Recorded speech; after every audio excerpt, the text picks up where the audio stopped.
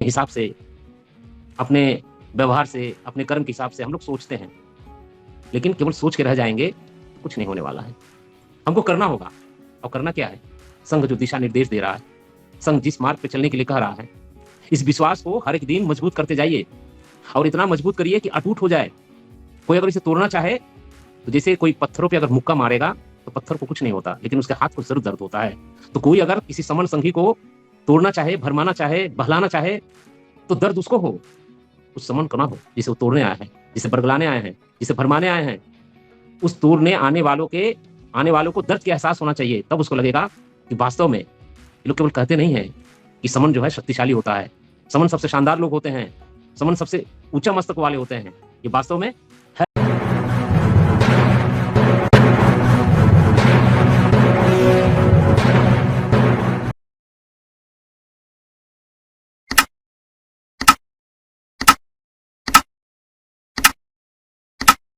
समन पहचान पहुँच चुकी है, वो लोग जुड़ते हैं।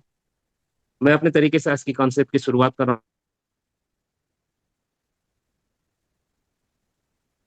मैं मुक्तक से ही शुरू करूँगा आज का जो हमारा कॉन्सेप्ट की शुरुआत है, क्योंकि मैं एक साहित्यकार भी हूँ और पहले तो रचनाओं में कुछ दूसरी ही चीज़ आती थी, लेकिन जब से संघ से जुड़ा हूँ, तो संघ के बाद ही लिखना अब अच्छा लगता है कि खामोश लबों को अब जुबा दे दो,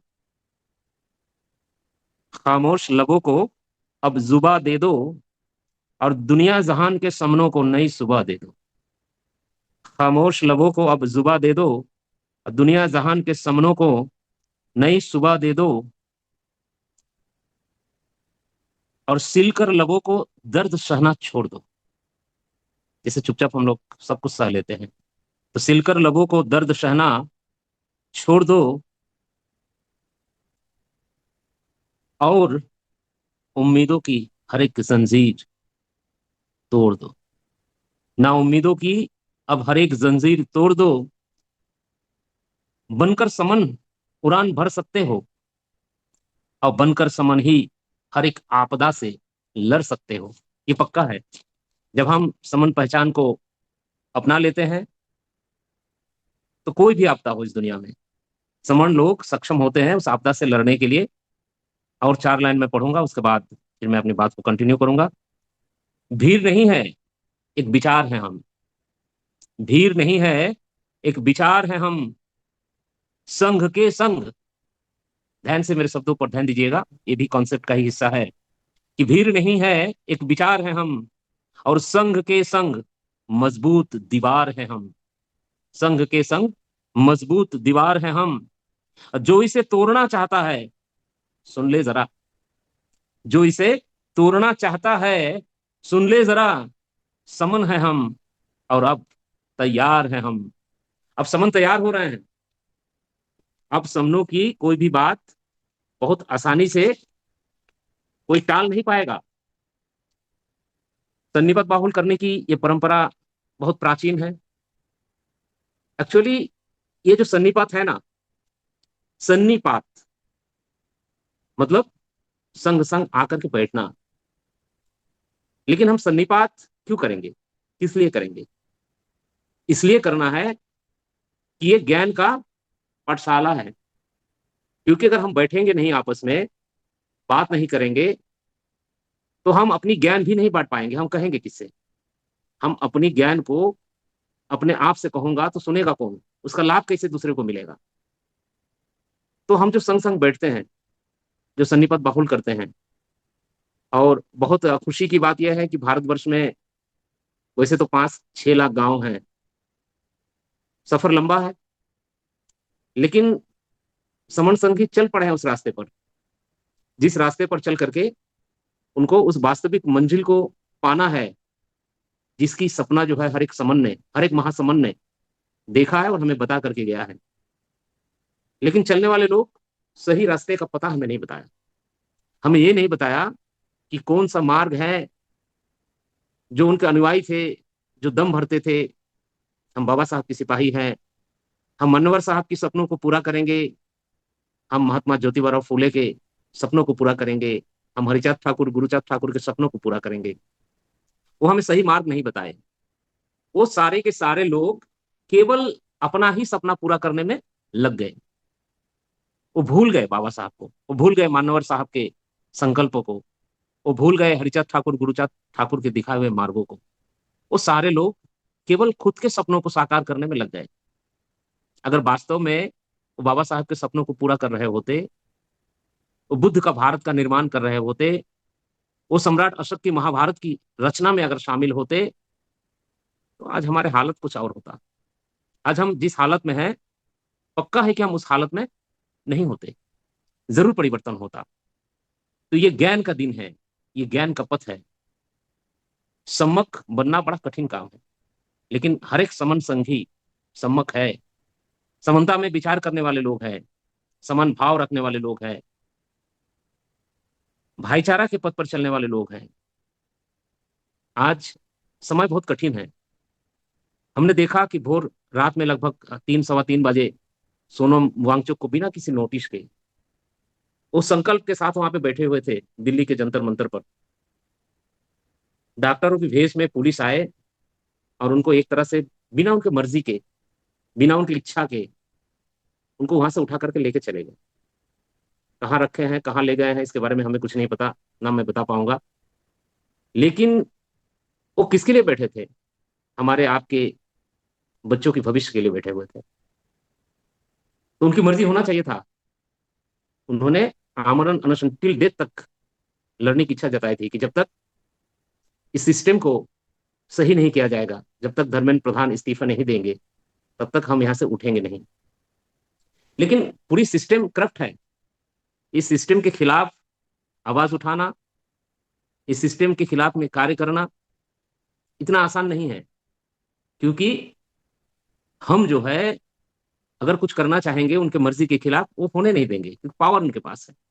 और उस पावर को दिया किसने, उस पावर तक उनको पहुंचाया किसने? तो इसमें कोई शक नहीं कि भारतवर्ष के समनों ने ही उनको पावर दिया हुआ है। क्योंकि समन लोगों को ये पता ही नहीं है हमें पावर किसको देना है और किससे बचा के रखना है। अगर हमें ये पता होता कि हमें किनको पावर देना है, तो हमें दुख दुख क्यों रोते? आज मैं ये दावे के साथ कह सकता हूं, मैं 100% तो नहीं कहूंगा, लेकिन 99%, 99% समन दुखी है। अब किसी से भी मिलिए, बात करिए उनसे, उनके करीब बैठिए, उनकी घर का हालचाल लीजिए, परिवार का हालचाल लीजिए, गांव का हालचाल लीजिए, देश का प्रदेश का हालचाल लीजिए, तो एक बात तो जरूर कहेंगे, मैं खुश नहीं हूं, मुझे तकलीफ है, मुझे सताया जा रहा है, मुझे परेशान किया जा रहा है, मुझे तकलीफ दिया जा रहा है। हजार समस्याएं गिनाएंगे। 99% समनों की बात मैं कर रहा हूँ, 1% मैं छोड़ देता हूँ। हो सकता है किसी कारणवश परिस्थितिवश वो खुश होंगे, सुखी होंगे, उनकी सारी व्यवस्था उनके पास में होगी, सारी व्यवस्था को अपने आप में वो तैयार कर लिए होंगे कि मैं सुखी रहूंगा। तो ये जो 99% लोग हैं दुखी हैं, वास्तव में क्या इन्होंने सुख की तलाश किया कि कैसे हम सुखी हो सकते हैं, कैसे हम सुरक्षित हो सकते हैं, कैसे हम विकसित हो सकते हैं, कैसे हमारे बच्चों की भविष्य सुरक्षित होंगे? अगर तलाश किए होते तो कोई ना कोई रास्ता तो निकल के आता। वास्तव में इन्होंने परिस्थितियों के साथ में समझौता कर लिया। इन्होंने रास्ता तलाशा ही नहीं, खोजा ही नहीं। अगर खोजे होते तो जरूर कोई ना कोई रास्ता मिला होता। कुछ नहीं मिलता तो हमारे जो महासमन हमारे लिए कह करके गए हैं, जिनके हम रट लगाए रहते हैं, हर बात पे जिनकी बात करते हैं, खास करके जो सोशल एक्टिविस्ट है, जो समनों की राजनीति करते हैं, जो समनों का बात करते हैं, जो बाबा साहब के बड़े बड़े पोस्टर लहराते हैं, मान्यवर कांसी राम तेरा सपना अधूरा हम सब मिलकर करेंगे पूरा, जो नारे लगाते हैं, ये उस रास्ते पर चलते नहीं है। नारा बहुत खूबसूरत देते हैं, बातें बड़े अच्छे अच्छे करते हैं, लक्ष्यदार करते हैं, लेकिन काम उसके विपरीत करते हैं। वो काम नहीं करते जो करने के लिए हमारे महासमनों ने कह करके गया है, बिल्कुल नहीं करते हैं। वो सीधे सीधे कह करके गए हैं, भैया इकट्ठा होना है, लेकिन इकट्ठा कैसे होंगे ये रास्ता नहीं बताते हैं।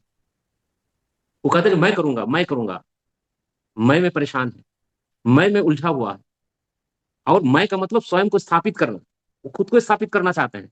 बाबा साहब के सपनों को स्थापित करना नहीं चाहते, मानवर साहब के सपनों को स्थापित करना नहीं चाहते।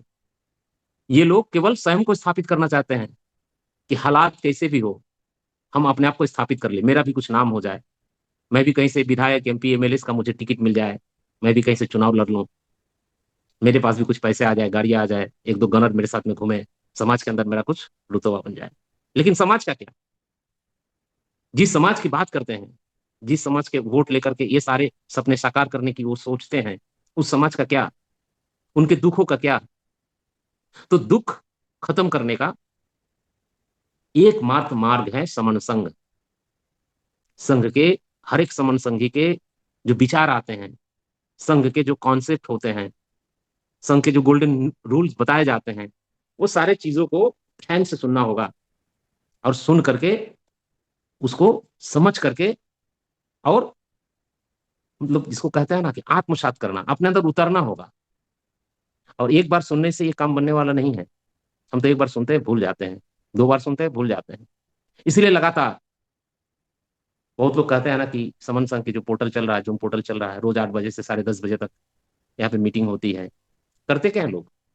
रिपीट करते हैं हम, ताकि जो चीज हजारों साल तक हमसे खोया रहा, जिसका पता बताने वाला कोई नहीं था, ये भी बताने वाला नहीं कोई था कि हमारी पहचान क्या है, सारे के सारे हम लोग जात में, मत में, मठ में, पंथ में, यानी बिखराव का ऐसा कोई भी रास्ता बचा नहीं था जिसको हमने अपनाया नहीं है।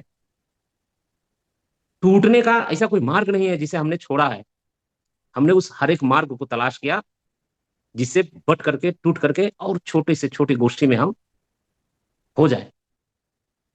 और उसी का दुष्परिणाम है कि आज जो हमारे हजारों दुख हैं, उसका कारण यही है कि हमने संघ को भुला दिया। संघ की नीतियों को, संघ के नियमों को, संघ के विचारों से हमारा कोई नाता नहीं रहा। और जिसका दुष्परिणाम है कि हम लोग दर दर की ठोकरें खा रहे हैं। आज हमें अपने बच्चों के भविष्य की चिंता सता रही है कि हम अपने बच्चों को पढ़ा रहे हैं, लिखा रहे हैं, अपने सारे चीज, जो भी कुछ संसाधन हमारे पास में है, वो सारे संसाधन हम अपने बच्चों की पढ़ाई लिखाई, उनको स्टैब्लिश करने के लिए झोंक रहे हैं। लेकिन क्या हमने कभी ये भी सोचा है कि बच्चे को तो हम स्टैब्लिश खड़ा कर देंगे अपना सब कुछ कुर्बान करके, क्या हमारे बच्चे सुरक्षित रह पाएंगे? क्या हमने कभी अपने दिल से पूछिएगा कि क्या हमने, मैंने भी नहीं पूछा कभी, मेरे बच्चे भी यूनिवर्सिटीज में पढ़े हैं, अच्छे कॉलेजों में पढ़े हैं, लेकिन मैंने भी कभी नहीं पूछा कि बेटा कॉलेजों में तुम्हारे साथ कैसा व्यवहार होता है? क्या वास्तव में जिस इक्वलिटी की बात हमारे संविधान में लिखा हुआ है, वो होती है तुम्हारे साथ में? हमें अपने बच्चों से पूछना चाहिए। अगर हमारे बच्चे कॉलेज में, स्कूलों में, यानी हायर सेकेंडरी के बाद कहीं भी अगर हमारे बच्चे जा रहे हैं, क्योंकि हाई स्कूल तक तो आपके सामने होते हैं, कुछ भी घटित होता है तो आपको पता चल जाता है कि हमारे बच्चे के साथ क्या हो रहा है, बच्चा कहाँ जा रहा है, किधर घूम रहा है, कैसा पढ़ाई कर रहा है, कौन सा टीचर उसके साथ कैसा व्यवहार कर रहा है, स्कूल में उसके साथ कैसा बिहेव किया जाए, सारी चीजें थोड़ा बहुत आपको पता चल जाता है। लेकिन जब बच्चे हमारे हाई स्कूल के बाद में हायर सेकेंडरी में, हायर सेकेंडरी के बाद टेक्निकल एग्जाम होते हैं, तो तमाम कोचिंग पढ़ने के लिए शहरों में, कॉलेज में चले जाते हैं, तो हमें पता नहीं चल पाता हमारे बच्चों के साथ एक्चुअली घट क्या रहा है। हमें हर एक गार्जियंस को अपने बच्चों से, जो बच्चे हमारे हायर एजुकेशन में हैं या कॉलेजेस में हैं, उसको जब भी फुर्सत मिले ना, उससे बात करिए थोड़ा सा कि बेटा तुम कॉलेज जाते हो, क्या क्या चीजें, क्या क्या तकलीफें तुम्हारे सामने आती है, क्या क्या परेशानियां आती हैं? क्या तुमको वहां जाकर के कभी अपने आप को छोटा महसूस होता है? कभी ये महसूस होता है कि नहीं, जन्म के आधार पर मुझे छोटा किया जा रहा है, मुझे नीचा दिखाया जा रहा है, या जितने मार्क्स मुझे मिलना चाहिए परीक्षा में, जितना मैं मेहनत कर रहा हूँ, जितना मैं लिख रहा हूँ, क्या उतने मार्क्स मिल रहे हैं? मुझे लगता है कि बहुत ज्यादा इस तरह के आंसर आएगा, जिसमें ये बताया जाएगा, अपने बच्चों बच्चों से अगर थोड़ा सा फ्रेंडली होकर के आप पूछेंगे, तो ये बताया जाएगा कि नहीं पापा, कहीं ना कहीं हमें ठगा जा रहा है, कहीं ना कहीं हमें तकलीफ दिया जा रहा है, कहीं ना कहीं हमारे साथ एट्रोसिटी हो रहे हैं, हमें छोटा समझा जाता है, हमें नीच समझा जाता है। बहुत सारे तकलीफ होते हैं बच्चों की, बता नहीं पाते हैं, क्योंकि हम फ्रेंडली नहीं होते, हम उनसे पूछते नहीं हैं। तो ये परिस्थितियां क्यों हैं? अगर हम चिल्ला चिल्ला कर मंचों से कहते हैं कि हम 90% लोग हैं, ये देश हमारा है, यहाँ के हर एक संसाधन पे हमारी अधिकार है, फिर इतने सारे तकलीफें हमारे बच्चों को क्यों, हमें क्यों है? क्या ये सारी बातें मन को नहीं कचोटता? अगर कचोटता है तो क्या हमने उस रास्ते का तलाश किया है, जिस रास्ते पे चल करके इन सभी परेशानियों से निजात पाया जा सकता है, इन सारे परेशानियों से मुक्ति पाया जा सकता है? शायद नहीं। अगर संजोग से ये संघ का हमें पता नहीं चलता, अगर हम संघ से नहीं जुड़ते, तो क्या हम ये भी जान पाते कि मैं समण हूं? मैं तो यही जानता कि मैं मতুआ हूं, नमशूद्र हूं, नीच हूं, चंडाल हूं, अस्पृश्य हूं। क्या हम सबको ये लगता है कि ये सारी चीजें जो हम रोते हैं इससे हमें तकलीफ नहीं होती? हम लोग झूठा घमंड करते हैं, कहीं कहीं झूठा घमंड ये करते हैं, हमें शो करते हैं कि हमें तकलीफ नहीं है, लेकिन अंदर ही अंदर हम टूटते हैं, हम बिखरते हैं, हमारी मानसिकता पर इसकी प्रभाव पड़ता है। लेकिन फिर भी हम बस जी रहे हैं, परिस्थितियों के सहारे चल रहे हैं, छटपटा रहे हैं। लेकिन अब छटपटाने का वक्त खत्म हो गया, क्योंकि संकट आ गया है भारतवर्ष की 120 करोड़ समनों के लिए। वो सारे मार्ग ये खोलेंगे जो अब तक बंद थे। वो सारे रास्तों के जो कांटे हैं, जितने भी समन संघी आज तक समन संघ को या समन पहचान को जान पाए हैं, वो सारे लगे पड़े हैं कि समनों के रास्ते के एक एक कांटे को जो है चुन चुन कर हटा दिया जाए, और इस कार्य को नियमित कर रहे हैं। यकीन मानिए, अगर मैं कोई रिटायर्ड पर्सन नहीं हूं, मैं कोई सरकारी नौकरी भी नहीं करता हूं, जैसे हम लोग का होता है ना कि रोज कुआ खोदना है, रोज खाना है, लेकिन सुबह जब जागते हैं तो संघ ने ही मुझे ये सिखाया है कि सबसे पहले संघ को नमन करना। सुबह जागने के बाद, आंख खोलने के बाद में कहना कि संघं नमामि, संघं नमामि, संघं नमामि, 3 बार संघ को नमन करना। उससे ये होगा कि मैं संघ के शरण में जा रहा हूं। और जो संघ के शरण में चला जाता है, यकीन मानिए उसकी मानसिक शक्ति बहुत ज्यादा हो जाती है। फिर वो टूटने से परे हो जाता है, फिर वो बिखरने से परे हो जाता है, फिर उसकी जो आत्मिक शक्ति है वो भी बढ़ जाता है, उसकी हिम्मत बढ़ जाती है। फिर मैं कर नहीं सकता ये जो शब्द है ना, ये उसके दिमाग से खत्म हो जाता है, क्योंकि उसको विश्वास होता है कि संघ मेरे साथ है, मैं संघ की शरण में हूं। अगर मैं संघ के शरण में हूं तो इस दुनिया का कोई भी ताकत मुझे कुछ भी नहीं कर सकता। क्योंकि एक अकेला व्यक्ति जो है ना, एक व्यक्ति, वो क्या होता है, एक समण ही है समझ लीजिए। लेकिन अगर सिंगल व्यक्ति है तो अकेला एक आवाज होता है, निश्चित रूप से एक आवाज है वो। लेकिन संघ से जुड़ा हुआ समण, अगर संघ से जुड़ा हुआ समण है तो केवल एक अकेला आवाज नहीं है, वो तूफान है। उसको तूफान बनने से कोई रोक नहीं सकता, क्योंकि अकेला नहीं है, पूरा समन समाज उसके साथ होता है। और संघ में ये व्यवहारिकता दिखाई देती है, केवल बातें नहीं होती। समन संघ पूरे भारतवर्ष के नहीं, पूरे विश्व के एकमात्र ऐसा संघ है जहां बात में और व्यवहारिकता में कोई अंतर नहीं होता। मेरे ख्याल से ये केवल मेरी मुंह से निकली हुई बात नहीं है। यहाँ बैठे हुए जितने समन संघी अभी सुन रहे हैं, लगभग 131 समन संघी हैं, वो सारे इस बात को स्वीकार करेंगे कि प्रत्येक समन कितने व्यावहारिक होते हैं। बहुत सारे ऐसे समण हैं जिनको हमने कभी नहीं देखा, मैं तो 2-4 लोगों से ही मिला हूं। लेकिन जब फोन पे बात होता है या किसी जरूरत पे उनसे बात होती है, तो कभी हमें ये लगता ही नहीं है कि हम अलग हैं, या वो हमारे साथ जुड़े हुए नहीं है, वो हमारी मदद करने के लिए तैयार नहीं है। बिल्कुल 1%, जिसको पता है 1% भी नहीं लगता है। तो ये जो विश्वास है ये आता कहां से? ये विश्वास आता है संघ से। अभी ये जो ज्ञान की पाठशाला यहाँ चलता है, वो 9:30 बजे से 8 बजे से शुरू होती है और शिखर पे पहुंचता है 9:30-10 बजे तक जाके इसकी ये शिखर होता है। तो उसमें हमने एक बहुत जल्दी, बहुत अर्लियर एक चीज मैंने जाना कि संघ जो है ये तथागत संघ है। ये समन संघ, ये तथागत संघ है। तथ्य से आगत, ये तथ्य कहाँ से आए, कैसे जाना? आज जो मैं इतनी बातें आप लोगों के सामने रख पा रहा हूँ, कहाँ से जाना, मैंने कहाँ से सीखा, ये तथ्य आया कहाँ से? इसी ज्ञान की पाठशाला से तो आया है। बुद्ध ने कहा चलो, हम कहते हैं ना बुद्धं शरणं गच्छामि, बुद्ध बुद्ध के शरण में जाना, इसका मतलब क्या होता है? ज्ञान की शरण में जाओ। ज्ञान की शरण में जाओगे तो तुम्हारी आंखों के अंदर जो काली पट्टी पड़ी हुई है वो सारे हट जाएंगे, तुम्हें चीजें साफ साफ दिखाई देने लगेगी। तो ज्ञान कहाँ मिलेगा? सारे जहान में तो अज्ञानता भरे हुए है, सारे लोग तो अपने अपने अपने अपने पीछे मैं में पीछे परेशान है। तो ज्ञान मिलेगा संघ में। अगर आप समन संघ से जुड़ रहे हो, समन संघ की नियमित जूम पोर्टल पे मीटिंग में शामिल हो रहे हो, तो पक्का जानिए आप ज्ञान हासिल कर रहे हैं। और इसको कोई आपसे ले नहीं सकता, कोई आपसे छीन नहीं सकता। कोई आपको ये नहीं कर सकता है कि ये तुमको मैंने दिया। किसी व्यक्ति का नहीं है ये, व्यक्ति के नाम से कोई भी बोल रहा हो, कोई भी कॉन्सेप्ट दे रहा हो, कोई भी गोल्डन रूल बता रहा हो, कोई भी समण वाणी या विषय विशेष पे बात रख रहा हो, ये सारा सारा मिलकियत संघ की है। यहाँ व्यक्ति कुछ भी नहीं है, जीरो है यहाँ व्यक्ति। व्यक्ति मतलब कुछ नहीं, और संघ का मतलब सब कुछ है। तो जो कुछ भी किसी को भी यहाँ से मिल रहा है, सब संघ की शक्ति है, सब संघ की देन है। कब हम इस संघ की ताकत को समझेंगे? जितना जल्दी समझेंगे उतना हमारे लिए कल्याण है, और जितना देरी से समझेंगे तो दुख तो हम लोग झेल ही रहे हैं, दुख झेलते रहेंगे। इस दुख का कोई अंत नहीं होगा। अगर हम संघ के शरण में नहीं आएंगे, संघ की बातों को नहीं समझेंगे, तो यकीन मानिए इस दुख का जो है कोई अंत नहीं है। ये जो विषय है ना, इन विषयों पर अगर हम गंभीरता से नहीं सोचे, और सोच करके अगर उस पर चले नहीं, केवल सोच के रह जाएंगे, तो कुछ भी नहीं होने वाला है।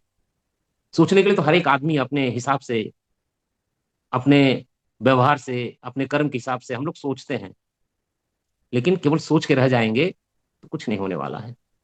हमको करना होगा। और करना क्या है?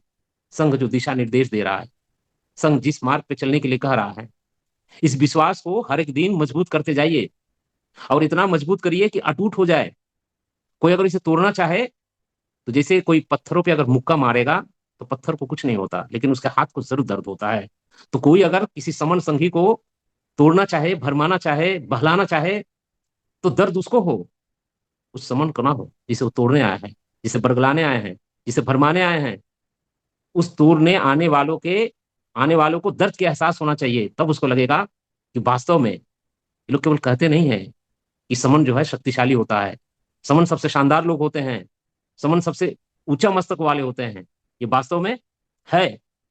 तो और क्या बात होती है कि हम कभी कभी ये सोचते हैं कि भैया संघ क्या है? संघ कोई राजनीतिक मंच है क्या? संघ कोई राजनीतिक मंच नहीं है, ये समणों का मंच है। ये केवल और केवल समणों के लिए समणों का मंच है। राजनीति करने वाले राजनीति कर रहे हैं, और खूब जम के कर रहे हैं। जैसे होता है ना, यहाँ खरीदारों की कमी नहीं है, और हमारे समाज को बेचने वाले ठेकेदारों की भी कमी नहीं है। मैं खुद देखा हूं, मैं जिया हूं उस जीवन को। जब हम लोग बाबा साहब के आदर्शों की बात करते थे, राजनीति करते थे, तब मैंने देखा हूं कि आसमान से टपकते थे कैंडिडेट। लोकसभा का चुनाव है, खूब किसी धनाढ़ व्यक्ति को टिकट दे दिया गया, जिसका नाम, जो हम जमीन पे कार्य करने वाले कार्यकर्ता होते थे, जो दिन रात मेहनत करते थे, दीवालों पे जा करके लिखते थे, और पता नहीं क्या क्या कार्य हम लोगों से कराया जाता था। लेकिन जब प्रतिनिधित्व की बात आती थी, तो किसी भी कार्यकर्ता को नामो निशान नहीं होता था। मेरे यहाँ, मैं जिस गाजीपुर क्षेत्र में हूँ, आपको बताऊं, यहाँ पे एक इसी तरह से हवा हवाई लोकसभा के कैंडिडेट आए, बहुत धनाढ़ व्यक्ति थे। उनका काम होता था, सुबह उठते थे, और ऐसे ही पैसे, उस समय हमको लगता है कि ये 2001 के बाद जो चुनाव हुआ था उस समय की बात है, ऐसे ही पैसा बिछा करके अपने जहां वो आकर के रुके थे, उनका कोई पुश्ता नहीं कर रहा होगा, तो वहां काम होता था केवल पैसे बांटना।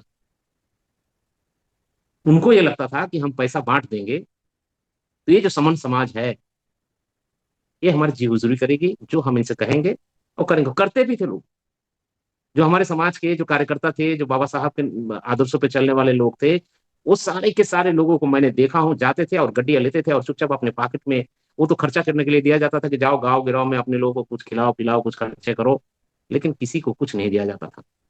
सारा सारा गड्डी जो है अपने पॉकेट में। दो लोग थे हम लोग पूरे जिले में, जब हिसाब हुई, चुनाव वो हार गए थे, हिसाब के बाद में ये हुआ, हमारा और एक रूपचंद उर्फ खैरुल्ला करके आदमी था, 5,600 कुछ रुपया हम लोगों का निकल रहा था उनके ऊपर।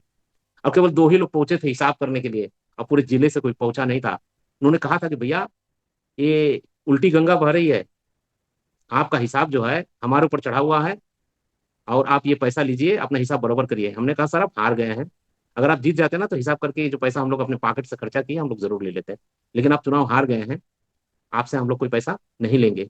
ये समाज है हमारी। हमें वास्तव में संघ के अलावा, समन संघ के अलावा, ये जो 120 करोड़ लोग हैं, इनको अगर मान के साथ, सम्मान के साथ, इज्जत के साथ आने वाले दिनों में अगर हम अपने बच्चों की सही और सच्ची भविष्य को सुरक्षित करना चाहते हैं, तो दूसरा कोई मार्ग नहीं है। ना कोई संगठन है, ना कोई राजनीतिक दल है, कुछ भी नहीं है। ये संघ छूटा तो समझ लीजिए कि हमें तैरना नहीं आता और मैं समुद्र में मुझे छोड़ दिया गया, वो वाला हालत होगी समनों की। आखिरी मौका मिला है। बड़े सौभाग्यशाली लोग हैं हम कि हमारे जीते जी संघ हमारे सामने आया और बहुत जल्दी हम इस संघ संघ की आवाज को हम हमारे कानों तक पहुंचा और हम यहाँ पे जुड़े।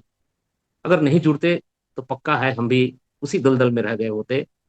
सभी साथियों से मैं बस इतना ही अनुरोध करूंगा कि संघ के विचारों को और संघ की आदर्शों को और संघाधिशेष को, संघ जो आदेश करता है, संघ कुछ नहीं कह रहा है, संघ बस यही कह रहा है कि जाओ, जो भी तुम्हारा दिन का कार्य है, जो हम करते हैं, जो रोजी रोटी के लिए करते हैं, बच्चों के लिए करते हैं, परिवार के लिए करते हैं, उस कार्य को करने के बाद जो हम लोग फालतू समय इधर उधर घूमने बतियाने में, रील्स देखने में बर्बाद करते हैं, उसमें से कम 1 घंटा अपने समाज के लिए काम करो।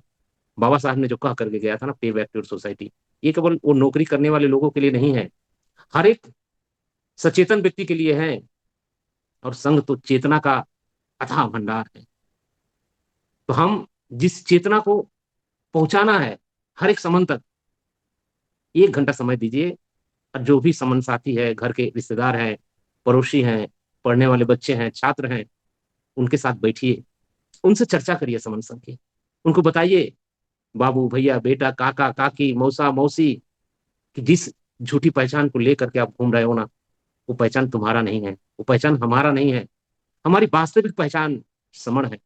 केवल समण बनकर ही, इस समण पहचान को अपना कर ही हम सुरक्षित रह सकते हैं, हम अच्छे रह सकते हैं, हम अपने बच्चों की भविष्य को सुरक्षित कर सकते हैं, उनके जो भी उनके एस्टेब्लिशमेंट है उसको हम सुरक्षित कर सकते हैं। जो सही रहेंगे, सलामत रहेंगे, उनके ऊपर हाथ दिखाने वाला कोई नहीं होगा, उनके ऊपर हाथ उठाने वाला कोई नहीं होगा। केवल एक पहचान, यही समण पहचान, यही हमें बचा सकता है। अगर इस पहचान को हम लोग दिल से अपना लिए, इस पहचान को अगर 120 करोड़ लोगों तक पहुंचा दिए, फिर किसी की हिम्मत नहीं होगी सोनम वांगचुक सर को चुपचाप उठा ले जाने की, फिर किसी अभिजीत दीपके को अनशन करने की जरूरत नहीं होगा, फिर किसी और को सड़क पे उतर करके लाठी खाने की भी जरूरत नहीं होगी। बस केवल एक काम करना है। समन संघ आपसे चंदा भी तो नहीं चाहता, आपसे कुछ नहीं चाहता। समन संघ को चंदा नहीं चाहिए। समन संघ को चाहिए बाबा साहब की जो जिसके ऊपर पता नहीं कितने घंटों तक लोग लेक्चर दे देते हैं, पे बैक टू सोसाइटी के नाम पे।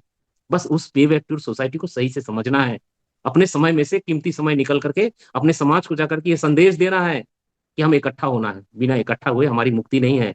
बिना इकट्ठा हुए हमारा कोई भी, जो हम कहते हैं ना कि लिख लो अपने दीवारों पर, तुम राजा थे, तुम शासक थे, तुम राजा बनोगे, हम कुछ नहीं बन सकते हैं अगर हम इकट्ठा नहीं हुए तो।